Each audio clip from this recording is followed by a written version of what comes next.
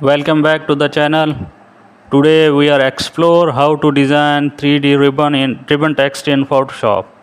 So let's get started the video. Open Photoshop and create a new document with plain background. Then select the type tool and write your text in a bold font. Resize the text layer for editing. Use the pen tool to draw ribbon-like curves and around the text.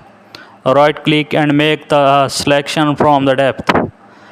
Fill the selection with the ribbon color like red, blue and black. Duplicate the ribbon layer and use transform wrap to shape it. Place ribbons behind and in front of layers for a wrap text. Apply layer style gradient overlay for depth.